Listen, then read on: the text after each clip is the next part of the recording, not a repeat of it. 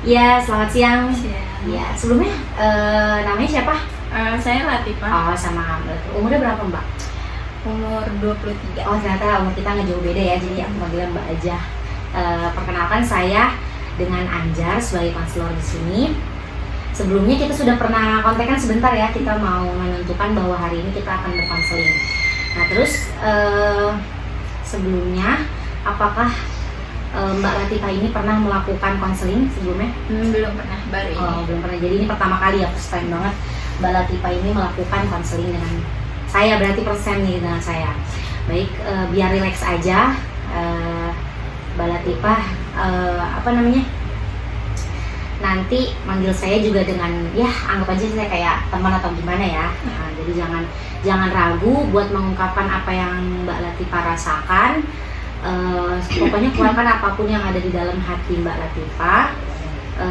Terus apa ya, nggak usah takut atau kayak gimana gitu ya. Nah, sebelumnya karena Mbak Latifah ini belum pernah melakukan konseling, ada beberapa hal yang harus saya sampaikan tentang apa itu konseling. Jadi di dalam konseling ini ada beberapa asas. Yang pertama ada asas rahasia yang perlu diketahui. Jadi apapun yang Mbak Latifah bicarakan pada hari ini sudah menjadi kode etik saya, nggak akan pernah kesebar kemana-mana. Begitupun saya nggak akan menyebarnya, begitupun yang Mbak Latifah sendiri gitu. Terus yang kedua itu asas kekinian, dimana kalau misalnya masalah yang dihadapi itu bukan yang 2 tahun yang lalu. Jadi sebelum saya tanya dulu nih, ini masalahnya sedang terjadi atau gimana? Sedang terjadi. Ya, jadi udah mengikuti asas kekinian. Terus asas keterbukaan, jadi apapun yang kalau Mbak Latifah mau masalahnya dapat mudah teratasi, saya harap seterbuka mungkin gitu, jangan ada yang dikurang-kurangi, jangan ada yang dilebih-lebihkan, apa adanya. Karena sebelumnya saya udah bilang tenang aja bahwa ini memiliki asas rahasia gitu, jadi Mbak Latifah santai aja gitu. Nah, kira-kira Mbak Latifah udah siap untuk bercerita? Atau ada yang mau dipertanyakan lagi? Siap ya? Ya, oke, baik. Sebelumnya saya mau tahu apa keluhan atau masalah yang sedang dijalani Mbak Latifah. Jadi gimana? Ya, relax aja, relax, santai aja. Grogi ya Mbak, sama saya juga. Ya. Jadi saya punya hubungan baik sama laki-laki. Iya. Saya ngerasa tuh di dalam hubungan kita, saya ngerasa paling mencintai dia. Oh begitu. Mencintai terus. Nah, karena dia tahu saya mencintai dia, jadi tuh kayak gimana ya? Dia kayak seenaknya gitu loh sama saya. Iya. Kayak seakan-akan saya butuh dia gitu. Jadi dia seenaknya aja gitu loh sama saya. Kayak mulai dari ngabarin juga selalu saya yang ngejar-ngejar gitu loh. Kayak kalau marah juga selalu gimana ya? Dia yang paling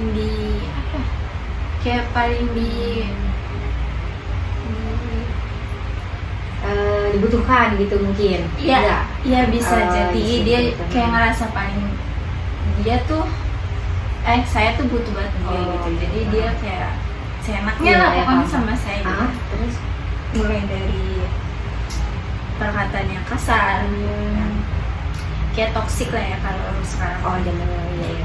Tapi dia nggak sampai main tangan sih, baru ya by chat aja gitu, chattingan.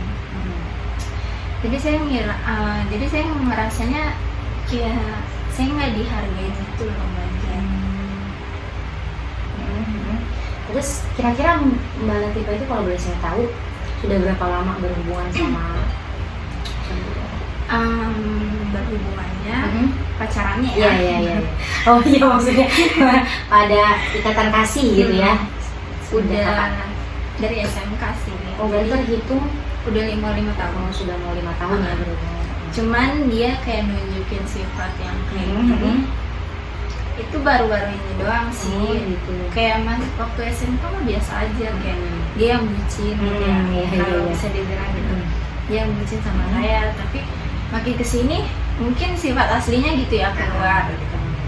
Kayak dia ya kasar, terus ngerasa dia yang paling dicintai, jadi dia ngerasa saya yang paling butuh dia gitu. Dulu mah enggak. Oh dulu jadi seperti ini tuh kejadian nggak dari awal gitu ya.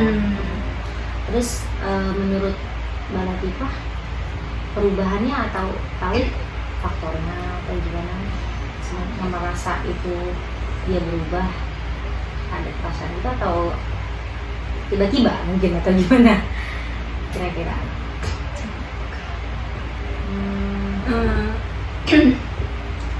Menurut saya sih karena faktor udah kerja juga kan ya. Kalau dulu kan ruang lingkupnya dia kan cuma sebatas rumah, sekolah. Sekarang mungkin ruang lingkup dia lebih luas ya Mbak. Dia ketemu banyak orang gitu. Mungkin waktunya juga dia jadi sibuk. Terus saya juga kayak terlalu menuntut perhatian dia gitu. Jadi dia mungkin merasa risih, jadi suka marah-marah gitu. Mungkin karena capek juga kali ya pulang kerja. Jadi ya saya yang kena imbas ya gitu. Iya. Tadi kan semenjak tadi nih yang aku dengar cerita dari Mbak Latifah, kekerasan yang Mbak Latifah rasa itu kan terjadi via chat aja ya. Terus juga paling cuma kalimat-kalimat, nggak pernah ada kekerasan. Pernah nggak Mbak Latifah menjumpain kalau misalnya dia ngelakuin itu tapi secara langsung itu pernah nggak? Waktu itu sih pernah. Maksud saya pernah pas lagi bareng. Iya. Tapi dia kesel gitu loh. Oh, gitu. Pernah. Itu kejadiannya waktu saya kan jualan ya. Pasti kan nganter-nganter kan. Nah, saya posisinya lagi diantar sama pacar saya. Terus dia merasa kesel karena apa ya? Dia ngerasa kesel karena titik anternya saya ngacak-ngacak gitu loh, nggak sejalan gitu. Nah, kata dia bilang, kenapa sih nggak kasih tahu kalau misalnya kesini gitu loh. Jangan ngambil, maksudnya jangan diem aja, kata dia gitu. Nanti kamu kesini nganter kesini terus balik lagi apa? Maksudnya maksud dia sih benar biar sejalan. Tapi dia bilangnya tuh kayak pakai marah gitu, marah. Kan pasti marah dong kalau misalkan harus bolak-balik padahal sejalan aja bisa gitu. Dia nggak pernah ngomong kasar kalau misalnya secara langsung. Palingnya itu dia cuek, diem. Abis dia bilang gitu, dia diem, udah nggak ngomong sepatah apapun. Kayak langsung udah cuek aja. Bete lah ya, bete. Cuman beda lagi nih kalau misalnya di chat, pasti dia banyak ngomong. Jadi dia lebih berani kalau di chat ya, lebih frontal lah gitu ya kalau misalnya di chat. Terus kalau tadi kan diem aja tuh, itu sampai berpisah atau nanti kamu baik-baikin? Waktu itu kejadiannya sambil minum aja Mbak, sampai biar relax apa yang diomongin. Gimana? Jadi kalau misalnya dia marah, dia diem aja kan? Diem aja tuh. Nah, misalkan ketemu customer, pasti dia mencair lagi sih. Oh gitu. Artinya nggak, maksudnya kayak misalkan saya nganter ke rumah teman saya, terus dia pastinya disapa juga kan sama teman saya. Kenal ya temannya juga kan berarti. Teman dia juga, karena teman saya dia juga. Terus ya dia bakal cair lagi gitu. Tapi ntar udah selesai ngantar, kan di jalan lagi tuh ya. Nah dia diem lagi. Oh iya, berarti kalau ke Mbak Latifahnya itu pas kejadian itu ya, pas kejadian yang dia sempat silent itu diem, itu sampai pulang?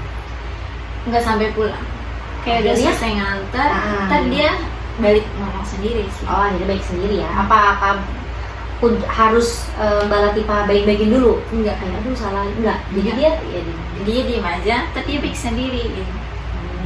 Menurut Mbak Latifah, dia itu lebih baik didiemin kayak gitu, atau Mbak Latifah tanya, ih kenapa, salahnya di mana, atau maafin gitu Pak? menurut Mbak Latifah? Menurut saya sih dia tipe orang yang lebih baik mendiem. Cuman Karena- kalau by chat itu nggak tahan. Beda ya. Kayak by chat saya mau diemin tapi dia kesel gitu loh. Dia bilangnya jangan diemin. Padahal kalau secara nyatanya gitu ya, secara langsung nih, kalau misalnya ketemu dia marah, dia lebih mau didiemin gitu. Jadi saya bingung juga. Kayak by chat sama dunia nyata beda. Beda. Ya mungkin itu juga jadi sedikit harapan ya dari Mbak Latifah. Iya bener nggak? Sedikit harapan kayaknya sebenarnya aslinya nggak kayak gitu. Soalnya kalau buktinya nggak pernah ngalamin itu dia kenyataan gitu. Itu tuh dia lakukan ya karena di handphone. Iya. Soalnya kan yang mungkin saya bisa sampaikan, mungkin kalau misalnya Mbak nih bertengkarnya pas ini face to face sama dia, ya Mbak nggak mungkin dong diemin dia. Dia kan lagi berdua gitu ya. Dan misalnya apalagi kalau misalnya sudah menikah gitu, mau kabur kemana ya kan satu rumah. Jadi mungkin itu juga yang jadi harapan Mbak Latifah kayak ya sebenarnya nggak begini begitu ya. banget. Soalnya ya nggak pernah terjadi. Jadi sebenarnya cowok Mbak ini sering seperti itu, tapi hanya di by chat kalau setiap marah. Tapi kalau langsung itu nggak pernah kejadian. Nggak pernah sama sekali, makanya saya juga sulit ya memahami dia gitu. Kayak kenyataan sama yang ininya beda gitu. Nah, kalau Mbak Latifah sendiri kan kita dari tadi berfokus ke cowok Mbak aja nih ya, maksudnya kalau dari Mbak Latifah sendiri itu kalau marah Mbak gimana? Suka enggak sih, keseringan dia sih yang marah. gitu. Kayak, mungkin saya yang penyebab dia marah gitu. Jadi dia marah. Jadi kalau Mbak Latifah yang bad mood gitu jarang. Pas saya bad mood ya dia makin bad mood gitu. Oh gitu. Makanya saya kayak berusaha menjaga perasaan dia, gitu. tapi tetap aja. Jadi berarti selama 5 tahun nih berpacaran ini yang sering marah cowok Mbak gitu. Soalnya kata Mbak, kalau misalnya saya marah nanti dia juga jadi marah. Tapi pernah nggak suatu ketika ya, kenapa gue nggak boleh marah, kan ini hubungan gue, ya gue juga gue wajar dong marah. Pernah nggak ada perasaan kayak gitu Mbak? Pernah. Jadi Kayak saya coba menarik diri kan, kayak saya yang silent. Iya. Ya di silent, didiemin lagi gitu. Iya. Kayak gimana? Makanya saya bilang dia merasa dia pengen dicintai, jadi sama saya tuh seenaknya gitu. Padahal mungkin Mbak kayak gitu ya nyimbangin dia ya Mbak. Ya karena dia kayak gitu masa harus bilangin gitu. Jadi ke dianya agak salah paham gitu ya. Iya. Ada lagi nggak Pak kejadian-kejadian yang kejadian sebenarnya kayak masalah sepele doang sih. Dia pernah salah pesen makan. oh gitu? Terus Kayak lagi di mana dinner tuh? lah ya. Oh, dinner. Ngedet. Saya salah pesen makan yang seharusnya dia nggak pesen, nggak mau gitu ya? nggak pakai apa ya. Oh. Pokoknya salah. Kayak pesen bakso, dia nggak suka pakai bawang seledri ya. Nah, itu dia bad moodnya sampai pulang. Padahal disingkirin juga kan bisa kan. Tapi dia marah gitu loh. Bilangnya, pacaran sama aku berapa tahun sih gini gitu. Itu secara langsung ya. Secara langsung. Cuman sekali dia ngomong, selebihnya diam.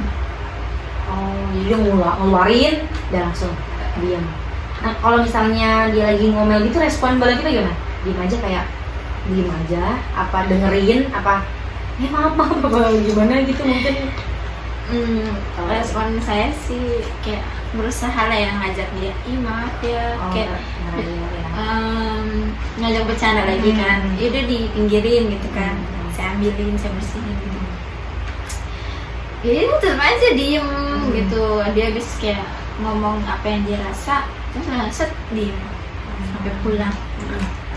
Tapi pernah nggak Mbak dari selama ini nih pacaran kayak gini, dia menyampaikan keluhan tentang tentang Mbak? Dia menyampaikan keluhan tentang Mbak gitu? Pernah. Mbak. Oh pernah. Dia beranggapan gimana tuh tentang background Mbak tuh gimana? Dari pandangan dia tuh Mbak kayak gimana menurut dia? Yang dia katakan? Dia sih pernah bilang, saya baik gitu. Cuma yang nggak dia suka tuh dia bilang saya lemot gitu. Nah, mungkin karena dia juga kerja sama orang jadi terbawa kebiasaan ya. Jadi dia sukanya satu gitu kan. Iya. Kalau misalnya ketemu, nah sedangkan saya maunya santai aja gitu. Misalnya kayak di motor dia selalu ngebut kayak on time banget gitu loh. Maksudnya saya biasa aja gitu loh, kan kita lagi main gitu kan berdua, nggak usah yang terlalu gimana gitu. Tapi dia mengiranya gue nggak suka sama kamu lelet banget gitu. Itu sih ya salah satu penyebabnya. Yang dia keluhkan? Iya, Oh, dia iya. sering kesel karena saya lemot kan dia. Tapi menurut kan dia menyampaikan itu, Mbak sendiri ngerasa nggak kalau Mbak tuh kayak gitu, atau ini tuh cuma salah paham atau gimana? Ya kalau saya ngerasa sih, ya saya ngerasa biasa aja Biasa gitu. aja, kan. Karena nggak seharusnya, nggak semua harus cepet-cepet gitu loh, ngerti nggak? Iya. Kayak dia maunya serba cepet dah. Kayak misalnya dia ngomong ini, lakuin ini gitu. Sedangkan saya ngerasanya kayak ya udah santai aja sih gitu kan. Nah dia tuh nggak suka. Nah itu yang sering dia bikin kesel, kayak ngomong aja kalau misalkan saya nggak denger nih, kan namanya di motor ya, Iya. angin kan. Saya selalu gitu kan. Dia pasti bolot banget sih, Iya, pasti gitu. dia langsung bad mood Bad gitu. mood. Padahal cuman kayak gitu doang. Oh gitu ya. Jadi kalau jalan juga sering bad mood gitu. Sering Tapi ntar share lagi kan? cair. Share lagi nggak Maksudnya sih? saya langsung share lagi, maksudnya kok segampang itu loh marah padahal lagi berdua gitu kan. Sedangkan saya berusaha kayak menjaga perasaan dia gitu biar dia nggak bad mood, tapi kok aja bad mood. Apa dia pacar Mbak ini seperti itu semenjak dia mulai kerja gitu ya, jadi banyak kegiatan. Terus pernah nggak Mbak Latifah ini selama berhubungan 5 tahun kan lama tuh, pernah nggak ngalamin putus atau gimana gitu? Nggak putus ya, lebih ke break aja. Kalau break gitu. Terus sama kalau misalnya Mbak Latifah lagi break atau putus gitu, Mbak Latifah ngerasain lebih plong, adem atau gimana gitu?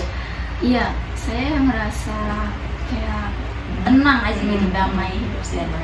Walaupun tanpa kabar dia gitu ya. Tapi pas saya udah 1-2 hari terbiasa tanpa dia, terus dia tiba-tiba datang gitu loh. Jadi saya kan baper lagi, balik lagi, nanti marah, ada masalah gitu lagi, ntar cabut lagi, kayak gitu-gitu aja. Saya juga ngerasa kayak capek gitu.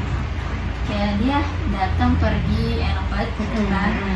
Sedangkan saya kalau misalnya berantem, nggak mungkin lah ya cewek kalau berantem nggak nangis gitu, pasti nangis. Kayak mengganggu kehidupan sehari-hari juga sih. Tapi itu kan berarti kalau saya simpulkan berarti Mbak Latifah ini kalau dia datang akhirnya Mbak mau lagi datang gitu kan. Kalau udah lupa, udah bisa move on, tiba-tiba dia datang, akhirnya saya kayak ikut dia lagi gitu. Apakah pernah juga dalam diri Mbak Latifah kayak bertanya juga gitu ke diri sendiri, kayaknya emang sebenarnya kalau orang zaman sekarang ngomongnya kayaknya emang sebenarnya guanya juga masih mau sih gitu. Apa karena emang faktor full bener-bener karena dia narik aja jadinya Mbak Latifah ini mau, atau gimana gitu mungkin? Saya pikir ya karena saya mau jadi Iya ya.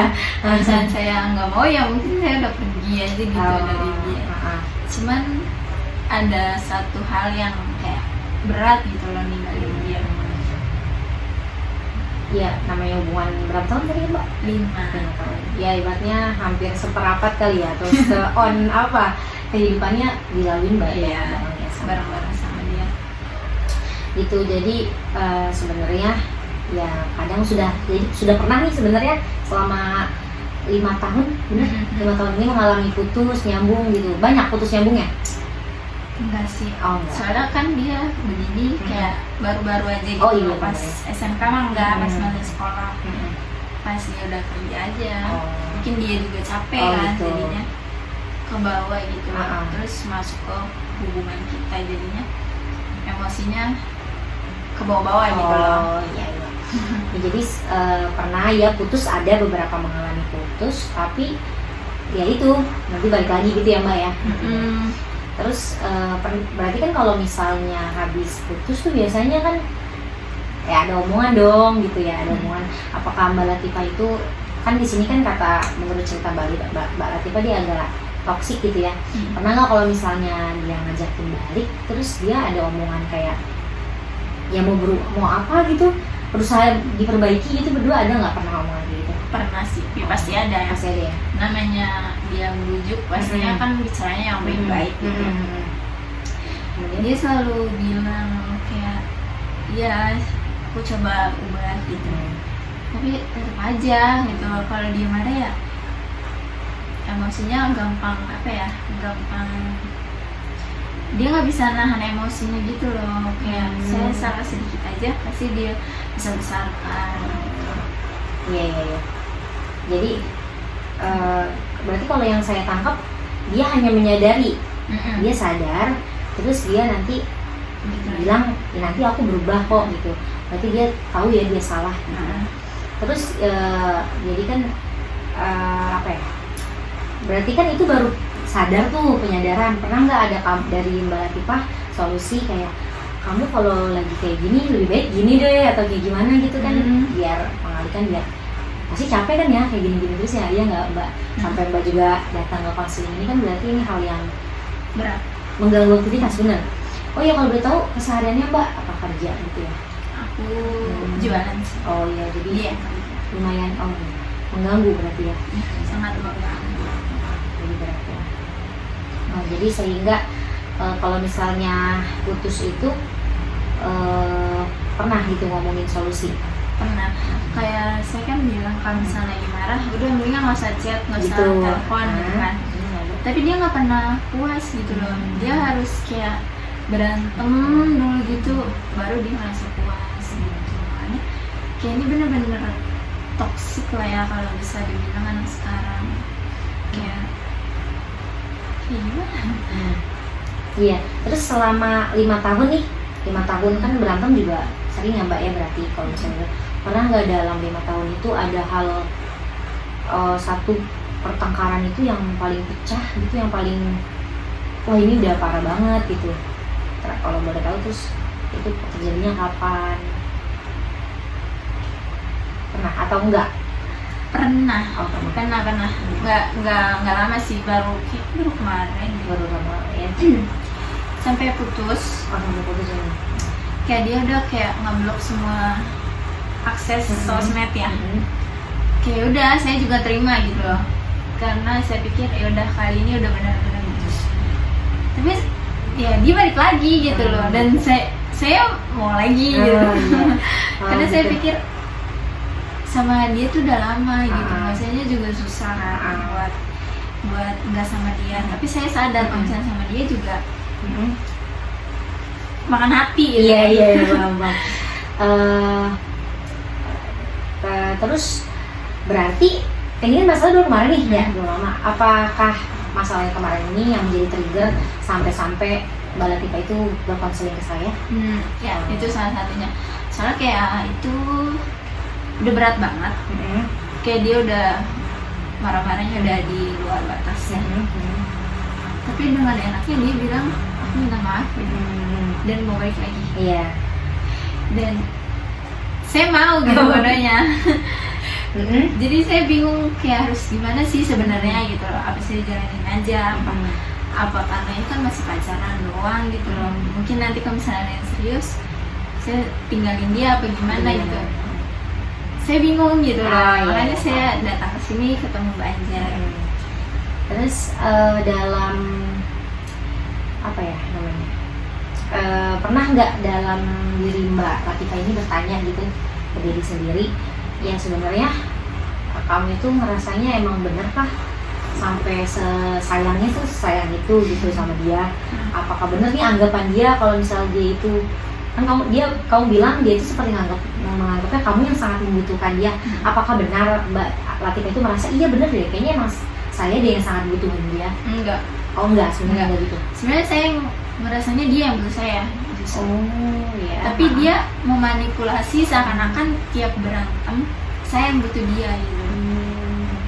Dan kayak gimana? Saya jadi terbawa suasana gitu lah. Jadi oh iya ya, gue yang butuh lu gitu loh. Jadi saya balik lagi gitu loh. Padahal kalau di logika kan tanpa bawa perasaan ya, dia yang nggak bisa tanpa saya gitu loh. Jadi kalau lihat dari kenyataannya ya, dia tadi yang mbak ceritain ya, makanya dia balik lagi. iya, balik lagi. padahal yang ngajakin balik ya dia gitu ya. Jadi emang kenyataannya gitu, tapi dia kayak putar aja Memanipulasi. Oh ya baik. Jadi saya lupa bilang tadi durasi kita kan 30 menit ya dalam konseling kali ini. Jadi saya simpulin sebenarnya Mbak Latifah ini menjalankan pacaran ini selama 5 tahun ya, dari Mbak Latifah SMA. Terus ya awalnya pas baru-baru pacaran indah banget gitu ya Mbak ya, aman. Terus ternyata pas sama-sama udah kerja, sama-sama udah ya Mbaknya usaha gitu, ternyata ada beberapa faktor yang beda nih, terutama dari si cowok Mbak ya, emosi gitu ya, dari yang Mbak bilang Mbak merasa dia toksik sampai mengganggu aktivitas Mbak Latifah, sampai-sampai mungkin bilangnya kalau depresi, enggak juga stres ya, kayak stres ya, dari jadi mikir aduh ini gimana sih, harusnya tuh gue gimana, lanjut atau enggak gitu kan. Terus dia merasa dia dibutuhkan, tapi ternyata justru dia yang butuh sama Mbak Latifah ini gitu. Terus terakhir Mbak sempet bertengkar ya belum lama ini, dan itu tuh dalam selama pacaran itu yang terparah ya tadi Mbak, gitu kan, sampai menyebabkan putus juga ya, ini sampai akhirnya Mbak Latifah sekarang kesini. Terus keadaannya Mbak Latifah itu nih setelah sudah melewati hal yang berat selama 5 tahun, terus juga sudah merasakan ya efek negatifnya lah ya, itu buktinya aktivitas kita terganggu kan karena itu. Mbak Latifah ada rencana buat kedepannya tuh mau kayak gimana? Masih rencana hubungannya? Iya, hubungan atau ya yang menurut Mbak Latifah baik lah ya.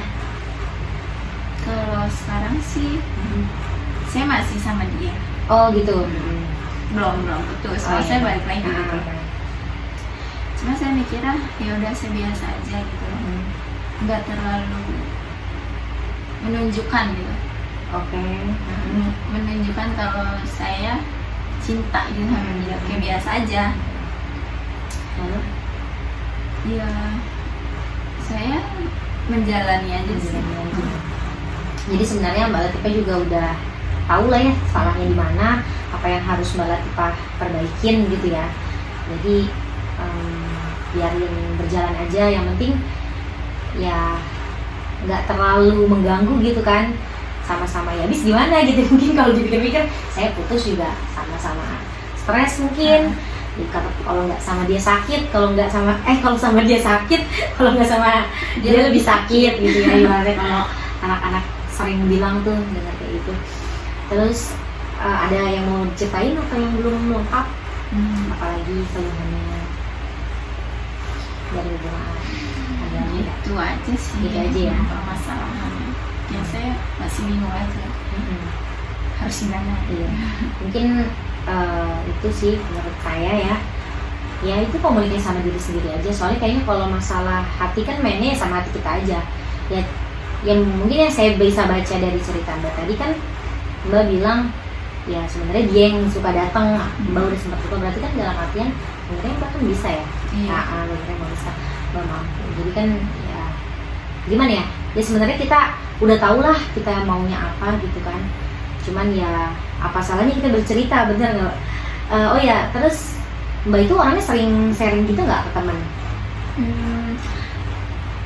Suka.